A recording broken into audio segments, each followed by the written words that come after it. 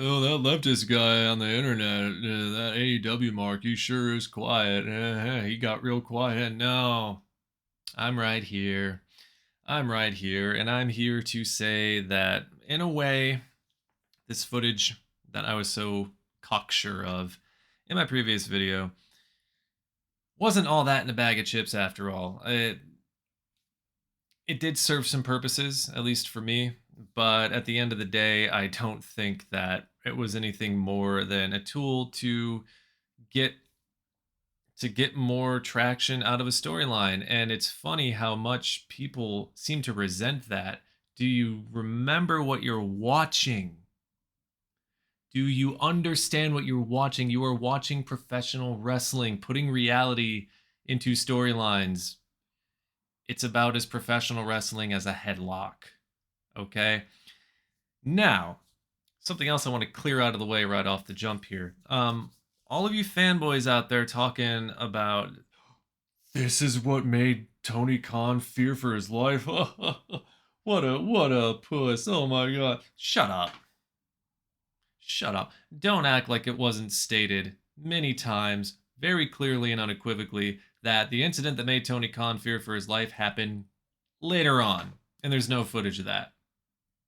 There's no footage of that. And it's not even a secret. So either you are being intentionally ignorant, willfully ignorant, or you just are a very selective reader. I guess both of those things mean the same thing.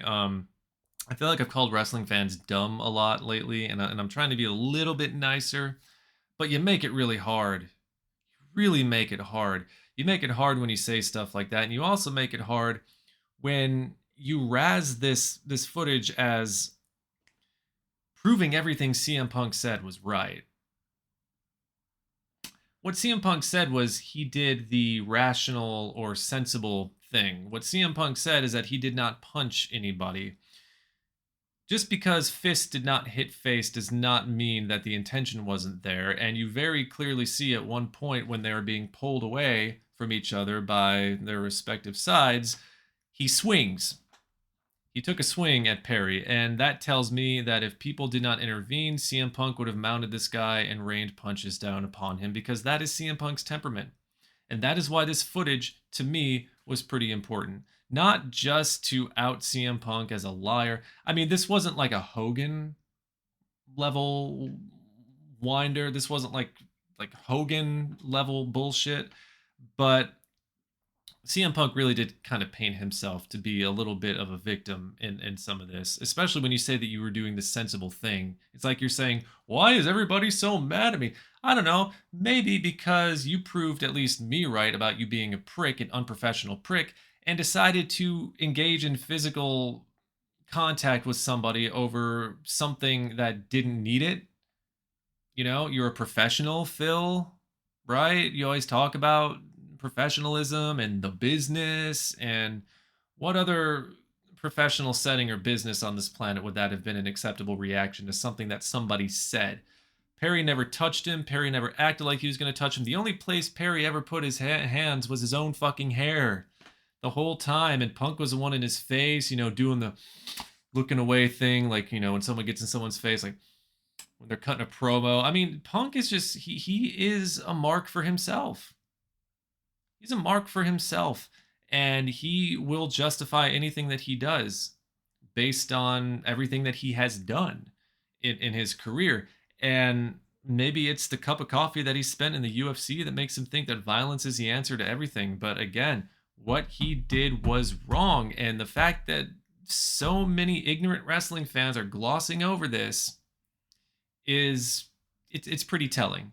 It's pretty telling of why they love a person like CM Punk, why they love a charlatan like CM Punk, why they love a guy who's been selling them a bill of goods forever like CM Punk, because you love bullshit and you love to get a big, strong whiff of it, as strong of a whiff as you can.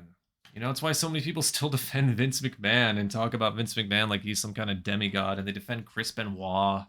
God, if any of you out there, by the way, just a short aside, if you're defending Chris Benoit to this day, listen to Paul Heyman and shut the fuck up. Shut the fuck up. He's never going in the Hall of Fame. The WWE Hall of Fame is not the end all be all of wrestling Hall of Fames anyway, and he doesn't deserve to be in the Hall of Fame. Period. Shut your fucking mouths. Grow up a little bit. I think that despite the footage not being as spectacular as I was expecting it to be, it's being used as a promotional tool for a program, and FTR doesn't seem to have a huge problem with it, and FTR are pretty close with CM Punk. I don't think that FTR would do anything under duress like this because FTR probably has a lot of clout in that locker room for the status that they have, not just as a tag team, but as professionals. Um, it's funny that incidents like this seem to always have the stink of CM Punk all over them. You know, these backstage brawls, that hideous press conference he gave, where he just acted like a total petulant child. You know, blame like accusing people of saying shit and doing shit that they didn't actually do. Like Meltzer and Alvarez. Um, just I'm not at all amazed by the reaction.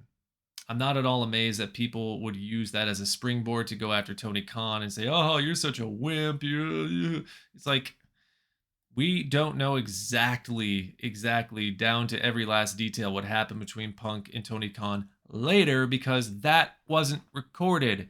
But it was bad enough for an independent panel plus Brian Danielson to go, "Yeah, we don't want that in our locker room." And that's something else that people won't even like really let marinate on their brains. Like CM AEW gave up a lot when they decided to fire CM Punk. And they knew they were giving up a lot, but they did it anyway because it was for the betterment of the morale of the locker room and for just basic decency. Like, why are we going to let some guy act like this just because he's a draw, just because he brings in money and eyeballs? The bloom was going to come off the AEW rose at some point or another, and it does not mean that AEW is dead. But AEW came into existence at a time where WWE sucked shit, and people were basically begging for an alternative, or at least maybe they weren't saying it with their mouths, but and they capitalized on it, and it was only a matter of time before things started to go a little bit down. WrestleMania season, WWE is back on their horse and they're making presumably decent programming again. And they're going to continue to do so because they do not want AEW to get any leeway in this whatever the fuck we're calling this between them. Um yeah, I'm not at all amazed by the reaction. I'm not at all surprised that I had like at least a dozen people say, "Oh, are you gonna like?" Oh, no, I'm not. I'm not gonna do what you think that I was going to do. I think you know I think therefore I am. I don't know. I don't know what else I could possibly say about it. I think that for the most part, it did it for me. Just for me, it served a purpose. And the purpose that it served was showing that CM Punk is a child. For somebody who is that arrogant and so sure of himself and full of himself and all about this positive mental attitude, he sure does have thin fucking skin, doesn't he? Doesn't he? But of course, people will say, "Oh, well, Perry shouldn't have done what he did." It's like, but it still does not call for that kind of violence. I don't know what reality you're living in, but it's not the reality where people act like professionals and they handle their business like grown-ups would. Um, I would just like to say this to anybody who thinks that what Punk did was justifiable behavior. Next time you have a disagreement with a coworker or with a teacher or with a parent or the just give him a really just give him a really big shove. You know, just give him a really big shove and then give him a second shove and then put him in a chokehold for a little bit. That'll really get your message across. And then I'm sure you'll tell your story on Reddit and everyone's just going to shower you with all this praise like, "Yeah, you used violence to your advantage in the best way possible, man. That's just fucking awesome. Way to go. Cool beans. Rock on, man." Just soak in all that adulation and attention when you share your story. No, you're not going to do that because it's not how people do things. And in any other fucking place on this planet, that would have been assault. And I think CM Punk is probably lucky that he only got fired for what he did. But, of course, people will dispute that too.